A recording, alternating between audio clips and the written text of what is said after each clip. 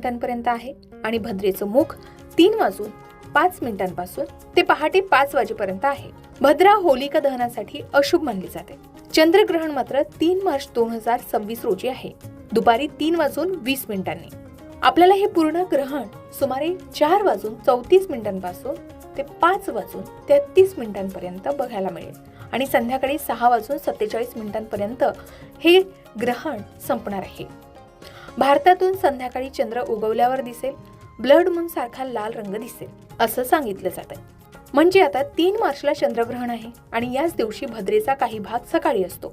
पण होलिका दहनासाठी भद्रा टाळण्यासाठी अनेक पंचांग 2 मार्चला मध्यरात्री 12:50 ते मध्यरात्री 2:02 किंवा प्रदोष काळात 12 मिनिटांचा छोटा मुहूर्त सांगतात.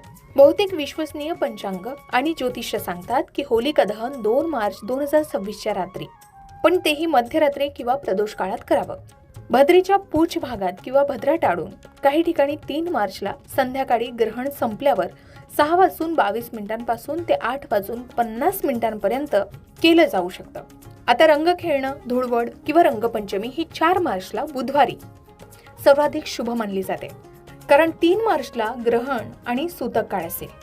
ग्रहणापूर्वी सुमारे 9 ते 12 तास सूतक काळ सुरू होतो, म्हणजे 3 मार्चला सकाळी 6 ते 9 दरम्यान सूतक सुरू होईल आणि ग्रहण संपेपर्यंत चालेल. सूतक काळात पूजा, शुभकार्य, खाणं पिणं, होळी खेळणं टाळावं असं सांगितलं जात आहे. आता भद्रा आणि ग्रहण हे दोन्ही अशुभ काळ मानले जातात. या काळात काही कामं करणं टाळावी, जसे नवीन कपडे घालणं, नवीन व्यवसाय सुरू करणं, मुंडन, गृहप्रवेश, विवाह इत्यादी शुभकार्य टाळावी. ग्रहण काळात आणि सूतकात जेवण करणं टाळावं. मंदिरात जाऊ नये, देवपूजा करू नये, रंग खेळू नये. गर्भवती महिला, लहान मुलं, आजारी व्यक्ती यांनी विशेष काळजी घ्यावी. ग्रहण संपल्यावर स्नान, दान, जप करणं शुभ मानलं जातं. मग यावर्षी होळी कशी साजरी कराल? तर 2 मार्च रोजी भद्रा टाळून शुभ मुहूर्तात होलिका दहन करा. 3 मार्चला चंद्रग्रहण पहा जर दिसत असेल, पण रंग खेळू नका. ग्रहण संपल्यावर संध्याकाळी पूजा किंवा छोटे उत्सव करा. मुख्य रंगोत्सव, धुळवड, रंग खेळणं, गुलाल उधळणं हे 4 मार्च रोजी सर्वाधिक शुभ मानलं गेले. तर मंडळी, हे दुर्मिळ संयोजन 18 वर्षांनी येत आहे. चंद्रग्रहणामुळे ब्लड मून दिसेल, जो खूप सुंदर दृश्य असेल, पण धार्मिक दृष्ट्या काळजी घ्यावी. शेवटी श्रद्धा आणि स्थानिक पंचांगाकडूनही आपण खात्री करून घ्यावी, कारण काही ठिकाणी थोडे फरक असू शकतात.